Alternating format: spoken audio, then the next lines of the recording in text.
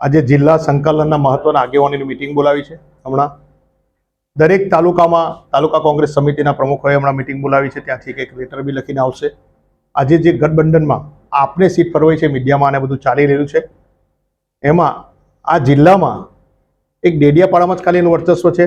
સમગ્ર બીજા 9 ને 2 11 તાલુકામાં કોઈ જગ્યાએ આપ દેખાતી નથી, એમની ડિપોઝિટ ડૂલ થયેલી છે. ત્યારે અમારા હાઈકમાન્ડને મેં ખડગેજીને બી લેટર લખેલા છે, આગેવાનોને બી કંઈક 20 તારીખે લેટર લખેલા છે, 4 લઈને બધા આગેવાનો લાગણી સાથે.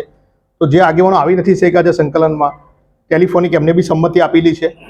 એ બધાની લાગણી અને માગણી સાથે હાઈકમાન્ડને આજે અમે રજૂઆત કરીએ છીએ સંકલનની મિટિંગ કરીને કે આ સીટ કોંગ્રેસની જ છે ને આટલા બધા મતદારો કોંગ્રેસને વરેલા હોય ત્યારે આ પરંપરાગત સીટ કોંગ્રેસ જીતે એમ છે આ વખત, તો આ કોંગ્રેસને જ ગઠબંધનમાં કોંગ્રેસને જ ટિકિટ મળે અને કોંગ્રેસનો જ કેન્ડિડેટ લડે એવી લાગણી અમે બધા ત્યાં પહોંચાડી છે. લોકોની લાગણી છે બધાની. હું ખડગેજીને અમારા પ્રદેશ પ્રમુખ શક્તિસિંહને આ બધા વતી હું માગણી ત્યાં પહોંચાડું છું અને કોંગ્રેસનો જ કેન્ડિડેટ આવે એવી અમે બધા ભેગા થઈને માગણી કરીએ છીએ.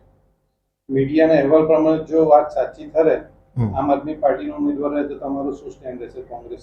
હજુ હાઈકમાન્ડ જે નિર્ણય લે તે હાઈકમાન્ડે હજુ અમને જાણ કરી નથી, પણ મને ચોક્કસ રાહુલજી પર, અમારા શક્તિસિંહજી પર, સોનિયા ગાંધીજી પર, ખડગેજી પર પૂરો વિશ્વાસ છે. અમારા પ્રભારી મુકુલ વાસનિકજી, ઉષા નાયડુજી બધા સાથે ટેલિફોનિક પર વાત થઈ છે અને હમણાં લેખિત બી બધાની લાગણી હું પહોંચાડું છું અને મને એમની પર વિશ્વાસ છે કે કંઈક સારું, કંઈક નિર્ણય થાય તો પણ બદલવામાં, ફેર વિચારણા કરવામાં અમે લોકો વિનંતી કરીએ છીએ અને ફેર વિચારણા થાય એવી અમારા બધાની લાગણી ને માગણી પણ છે. કોંગ્રેસના બેઠકમાં તો ઉમેદવાર કોણ બની શકે?